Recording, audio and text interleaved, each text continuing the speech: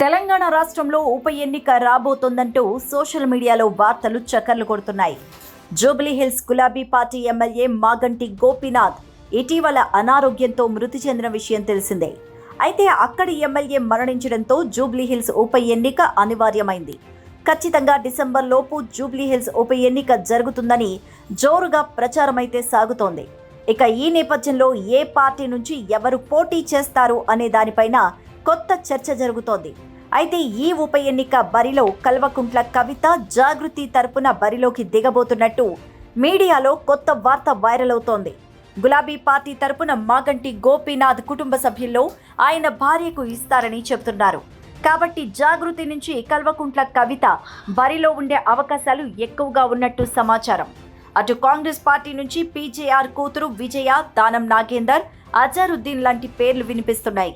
మొన్నటి ఎన్నికల్లో అజారుద్దీన్ ఓడిపోయిన సంగతి తెలిసిందే. కాబట్టి అతనికి ఎక్కువ అవకాశాలు ఉన్నాయట. భారతీయ జనతా పార్టీ నుంచి చింతా ప్రభాకర్ బరిలో ఉండే అవకాశాలు ఉన్నట్టు చెప్తున్నారు. లేదా సినీ ఇండస్ట్రీకి సంబంధించిన జయసుధను బరిలోకి దించుతారని టాక్ నడుస్తోంది. ఆమెను పార్టీలోకి ఆహ్వానించి మరీ టికెట్ ఇచ్చే అవకాశాలు ఎక్కువగా ఉన్నట్టు చెప్తున్నారు.